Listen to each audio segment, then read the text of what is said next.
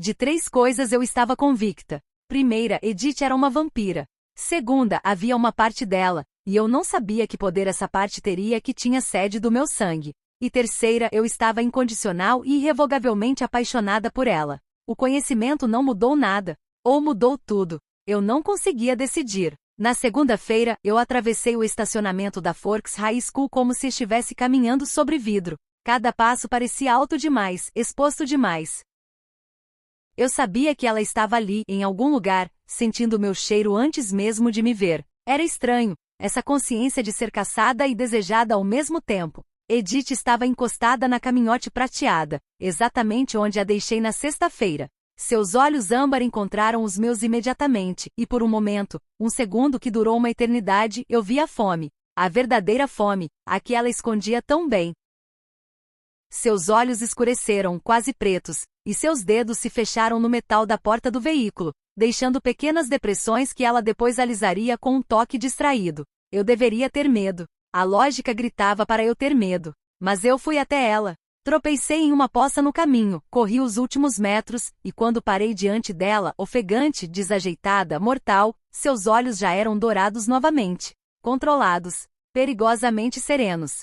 Você veio, ela disse, e havia surpresa em sua voz. Como se ela realmente esperasse que eu fugisse. Prometi que ficava, eu respondi. Promessas são para ser cumpridas. Ela estendeu a mão hesitante e tocou meu rosto. Seus dedos estavam mais frios que o normal, tensos. Eu sonhei com você, ela admitiu baixinho. Sonhei que você corria, que eu corria atrás. E quando acordei, ela engoliu em seco, um gesto teatral desnecessário, humano. Eu não sabia se estava aliviada ou devastada por ter sido apenas um sonho. Eu não corro, eu repeti, e desta vez peguei sua mão, apertando seus dedos gelados entre os meus. Edith, olhe para mim. Eu sei o que você é. Vi você brilhar no sol. Ouvi você falar de 1918. Senti seus dentes. Eu parei corando, lembrando da noite na clareira, do beijo, da forma como ela se afastara antes que as coisas fossem longe demais. Eu sei. E ainda estou aqui. Ela me olhou como se eu fosse um enigma que ela não conseguia decifrar. Como se eu falasse uma língua que ela estudará por séculos, mas nunca dominara completamente. Você não entende, ela sussurrou. Não é apenas a sede, Bella. É tudo. O desejo de te proteger misturado com o desejo de te possuir. A necessidade de te manter segura guerreando com a necessidade de te manter perto, sempre perto, para sempre. Eu não respiro, mas quando você está longe, sinto falta de ar. Não tenho coração, mas o meu peito dói. Dói de um jeito que não deveria ser possível. Eu queria confortá-la. Queria dizer palavras bonitas sobre como o amor supera tudo, sobre como encontraríamos um jeito. Mas a campainha tocou, estridente, cruel, nos separando antes que eu pudesse responder. Edith recuou, a máscara perfeita caindo sobre seu rosto. A estudante distante, a estranha, a intocável. Vamos, ela disse, e sua voz estava neutra agora, controlada. Não podemos atrasar. Eu a segui, mas quando nossos olhos se encontraram pela última vez antes de entrarmos na escola, eu vi. Atrás da fachada, atrás do controle, atrás dos séculos de prática em ser inumana, uma garota de 17 anos, assustada, apaixonada, desesperadamente sozinha.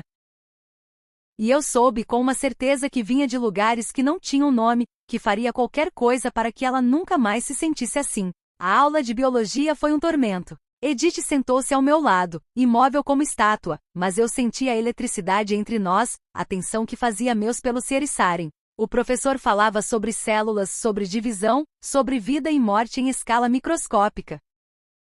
Eu ouvia sem ouvir, consciente apenas do frio que irradiava dela, do perfume doce e perigoso que eu agora sabia ser o cheiro de vampiro. Você está tremendo. Ela sussurrou, sem se mover os lábios, sem olhar para mim. Você está sendo muito quieta, eu respondi da mesma forma. Estou tentando não te matar, a frase saiu seca, factual, mas eu ouvi o tremor por baixo. Você cheira a... Ela parou, engoliu, a tudo que eu quero e não posso ter.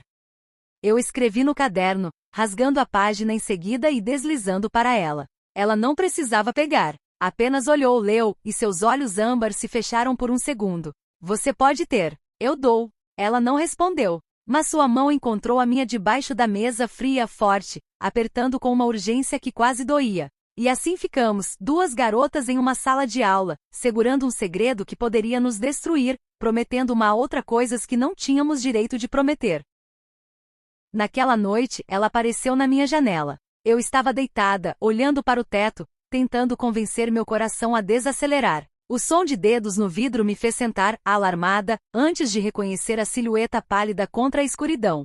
Abri a janela antes que pudesse pensar no quão absurdo era, segundo andar, sem escada, sem explicação plausível para Charlie. Edith entrou como fumaça, graciosa e impossível. Seus olhos percorreram meu quarto pequeno, simples, caótico, e voltaram para mim.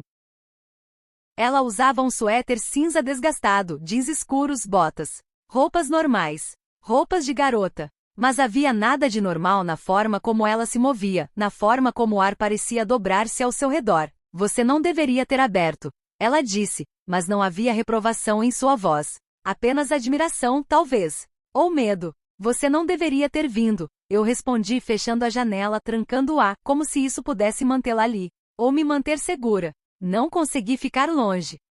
Ela deu um passo, depois outro, parando a centímetros de distância. O frio dela era quase físico, uma barreira que eu queria atravessar. Bella, o que você escreveu hoje? Você não pode dizer essas coisas. Não pode oferecer.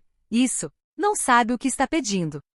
Então me mostre, eu disse, e minha voz saiu mais ousada que eu sentia. Me mostre o que você quer, Edith. Me mostre essa parte que tem sede do meu sangue. Deixa eu ver. Deixa eu decidir. Ela recuou como se eu a tivesse queimado. Seus olhos, pretos agora, completamente pretos, brilharam na penumbra. Você é louca.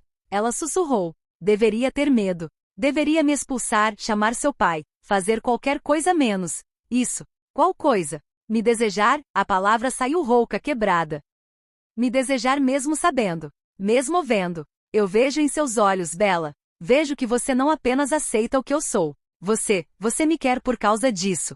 Ou apesar disso. E isso me torna mais fraca do que já fui em 100 anos. Eu me aproximei. Ela recuou até bater na parede, presa sem saída. Eu a alcancei, colocando minhas mãos em seu peito rígido, frio sem batimento, e olhei para cima, para aqueles olhos negros que me devoravam mesmo quando tentavam se afastar. Eu te quero.